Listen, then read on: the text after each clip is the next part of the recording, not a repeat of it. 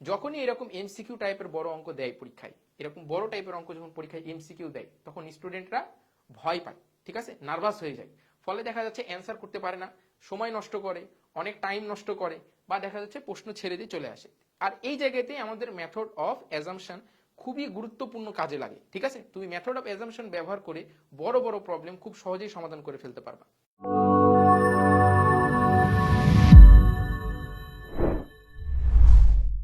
আসসালামু আলাইকুম, কি অবস্থা সবার?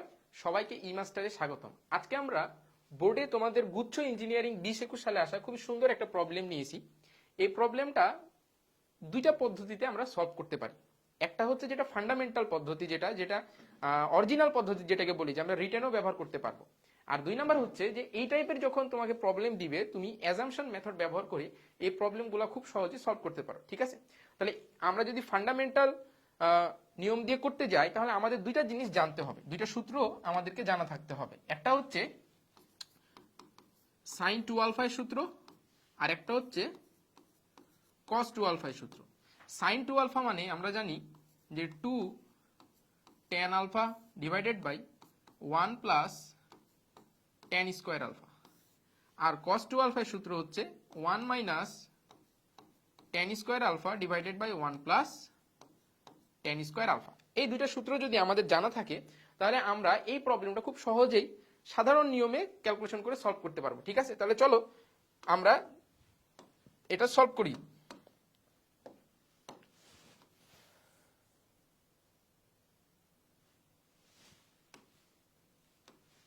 ঠিক আছে, তাহলে আমাদের কি বলছে, আমাদের এখানে বলছে যে ল্যামডা ইকুয়াল টু, দেখো কি বলছে, lambda equal to 2 sine alpha divided by 1 plus sine alpha plus cos alpha. তাহলে lambda equal to 2 sine alpha divided by 1 plus cos alpha plus sine alpha, ঠিক আছে। তাহলে এখনই আমরা সূত্র দেখলাম কি, আমরা সূত্র দেখলাম যে 2 সাইন আলফা মানে হচ্ছে 2 tan alpha by 2 divided by 1 plus tan square alpha by 2, আর নিচে হবে আমার হচ্ছে 1 প্লাস cos আলফা বাই 2 এর সূত্র দেখলাম 1 minus tan square alpha by 2 divided by 1 plus tan square alpha by 2 plus sin alpha সূত্র হচ্ছে 2 tan alpha by 2 divided by 1 plus tan square alpha by 2, ঠিক আছে। কিছু করি নাই, আমরা এখানে জাস্ট আমরা এই যে আগের পেজে যে সূত্রগুলো দেখলাম, দুইটা সূত্র সাইন 2 আলফা, মানে জিনিসটা একটু বোঝো, দেখো সূত্রটা কিভাবে লিখেছি। এখানে যে কোণ আছে তার অর্ধেক কোণ আছে এখানে, তার মানে এখানে 2 আলফা ছিল তাই আমি ব্যবহার করেছি আলফা, এখানেও 2 আলফা ছিল তাই এখানে ব্যবহার করেছি আমি আলফা, অর্ধেক।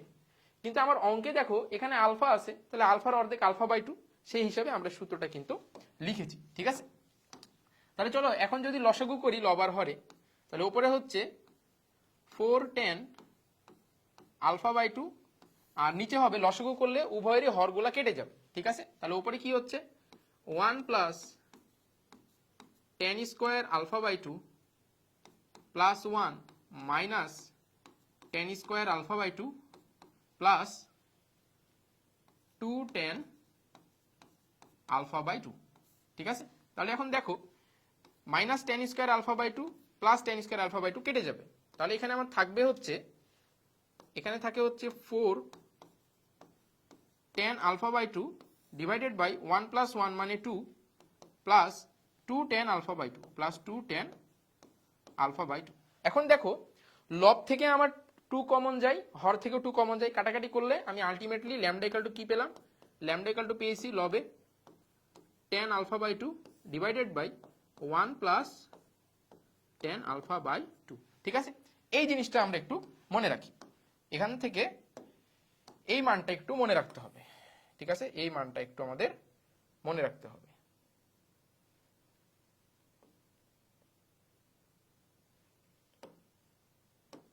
এই মানটা একটু আমরা মনে রাখি, ঠিক আছে।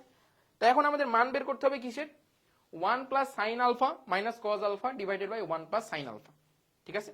তাহলে এখন চলো, এখন এখানে কি বলছে 1 plus sine alpha minus cos alpha, 1 plus sine alpha minus cos alpha divided by 1 plus sin alpha divided by 1 plus sin alpha। ঠিক আছে, একই কাজ এখানে, জাস্ট আগের মতো সূত্র বসাই দাও। তাহলে এখানে কি হয়, 1 প্লাস sin alpha মানে হচ্ছে 2 tan alpha by 2 divided by 1 plus tan square alpha by 2 minus 1 minus tan square alpha by 2 divided by 1 plus tan square alpha by 2। ঠিক আছে, আর নিচে কি আসছে, নিচে আসছে আমার 1 plus 2 tan alpha by 2 divided by 1 plus tan square alpha by 2। এখন লসাগু করে দেখো, উভয়েরই হর একই, কেটে যাবে। তাহলে লসাগু যদি করি ওপরে নিচে, উপরে লসাগু করলে হয় 1 plus tan square alpha by 2 plus 2 tan alpha by 2 minus 1 minus minus plus tan square alpha by 2। ঠিক আছে, ডিভাইডেড বাই এখানে হয় হচ্ছে 1 plus 2 tan alpha by 2। ঠিক আছে, তাহলে এখন দেখো প্লাস 2, আচ্ছা নিচে লসাগু করলে কি হচ্ছে 1 plus tan square alpha by 2 tan square alpha by 2 plus 2 tan alpha by 2। ঠিক আছে, তাহলে উপরে দেখো -1 +1 কেটে যাবে। তাহলে এখানে কি থাকছে, উপরে থাকছে 2 tan square alpha by 2 plus 2 tan alpha by 2। আর নিচে দেখো a স্কয়ার প্লাস 2ab, এখানে ধরো আরেকটা 1 আছে ইন্টু 1 প্লাস b স্কয়ার। তাহলে নিচে আমি কি বলতে পারি 1 plus tan alpha by 2 all square. ঠিক আছে, 1 plus tan alpha by 2 all square. এখন দেখো উপর থেকে 2 tan alpha by 2 কমন যায়, তাহলে 2 tan alpha by 2 যদি আমি কমন নেই, 2 tan alpha by 2 কমন নিলে এখানে থাকে হচ্ছে 1 প্লাস tan alpha by 2। আর নিচে কি থাকে, নিচে থাকে 1 plus tan alpha by 2 all square. এখন লবে আর হরে দেখো একই জিনিস আছে, যদি কেটে দেই তাহলে নিচে একটা থাকবে। তাহলে আলটিমেটলি আমার কি থাকলো, এখানে আমার থাকছে হচ্ছে, এখান থেকে আমার এটা একটা কাটবে, তাহলে পাওয়ার কেটে গেল, এখানে থাকলো হচ্ছে 2 tan alpha by 2 divided by 1 plus tan alpha by 2। ঠিক আছে, তাহলে এখন মজার বিষয় দেখো, এটাকে সলভ করে আমি ল্যামডা ইকুয়াল টু কি পেয়েছিলাম, আচ্ছা এখানে 2 হইতো, ল্যামডা ইকুয়াল টু পেয়েছিলাম 2 tan alpha by 2 divided by 1 plus tan alpha by 2। এখানেও আমি আমার যেটার মান বের করতে বলছে সেটাকে পুরো ক্যালকুলেশন করে আমি ওই মানটাই পেয়েছি। তাহলে বলতে পারি না যে এটা সমান আলফা, এটা সমান ল্যামডা, বলতে পারি কি না? তার মানে আমাদের আসল অ্যান্সার হচ্ছে কি, আসল অ্যান্সার হচ্ছে আমাদের ল্যামডা। ঠিক আছে, এই যে এটা হচ্ছে আমাদের অ্যান্সার, খ নাম্বারটা। আমাদের অ্যান্সার কি হবে, অ্যান্সার হবে হচ্ছে বি নাম্বার। ঠিক আছে, এটা হচ্ছে আমাদের ফান্ডামেন্টাল নিয়মে আমরা সলভ করলাম। এখন দেখো যেহেতু এটা এমসিকিউ আসছে, যখনই এরকম এমসিকিউ টাইপের বড় অঙ্ক দেয় পরীক্ষায়, এরকম বড় টাইপের অঙ্ক যখন পরীক্ষায় এমসিকিউ দেয়, তখন স্টুডেন্টরা ভয় পায়, ঠিক আছে, নার্ভাস হয়ে যায়। ফলে দেখা যাচ্ছে অ্যান্সার করতে পারে না, সময় নষ্ট করে, অনেক টাইম নষ্ট করে, বা দেখা যাচ্ছে প্রশ্ন ছেড়ে দিয়ে চলে আসে। আর এই জায়গাতেই আমাদের মেথড অফ অ্যাজাম্পশন খুবই গুরুত্বপূর্ণ কাজে লাগে। ঠিক আছে, তুমি মেথড অফ অ্যাজাম্পশন ব্যবহার করে বড় বড় প্রবলেম খুব সহজেই সমাধান করে ফেলতে পারবা। ঠিক আছে, তখন তাহলে কি করা যাবে, তোমাকে সবসময় মনে রাখতে হবে যে প্রশ্ন দেখে ঘাবড়িয়ে যাওয়া যাবে না, এটা সমাধান হবে, এটা সলভ হবেই, কোনো না কোনো পদ্ধতিতে সলভ হবেই। ঠিক আছে, জাস্ট তুমি ওটার যে বেসিক জিনিসটা জানো সেটা ধরে তুমি ক্যালকুলেশন করতে করতে চাও, দেখবা তোমাদের অ্যান্সার কিন্তু বের হয়ে যাবে। ঠিক আছে, তাহলে এখন দেখো আমরা তো এই যে ফান্ডামেন্টাল নিয়মে সলভ করে দেখলাম। ঠিক আছে, যদি রিটেনে আসে তাহলে ফান্ডামেন্টাল নিয়ম দিয়ে তুমি কিন্তু এটা অ্যান্সার করতে পারবা। ঠিক আছে, তাহলে এখন চলো আমরা মেথড অফ অ্যাজাম্পশনের পাওয়ারটা দেখি। মেথড অফ অ্যাজাম্পশনের পাওয়ার তুমি কল্পনা করতে পারবা না যে এটা কত দরকারি।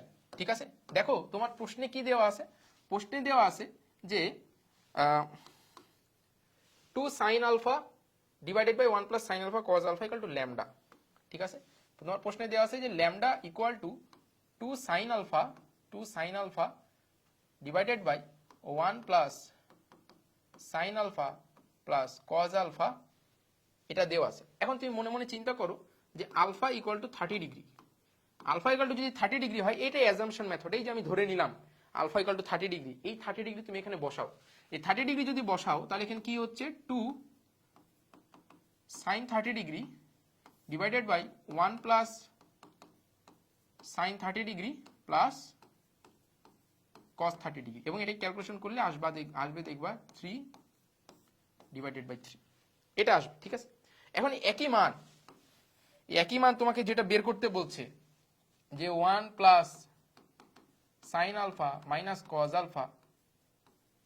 Cause alpha divided by 1 plus sine alpha divided by 1 plus sine alpha. ঠিক আছে, এটা আমাদেরকে বের করতে বলছে। এখানে তুমি এবার আলফার মান যেহেতু 30 ধরেছিল, এবার 30 বসাই দেখো কত আসে, 30 ডিগ্রি বসিয়ে দেখো এখানে আলফার মান কত আসে। তুমি আলফার মান 30 ডিগ্রি যদি এখানে বসাই দাও তাহলে এখানে কি আসবে দেখো, 1 plus sine 30 degree minus cos 30 degree divided by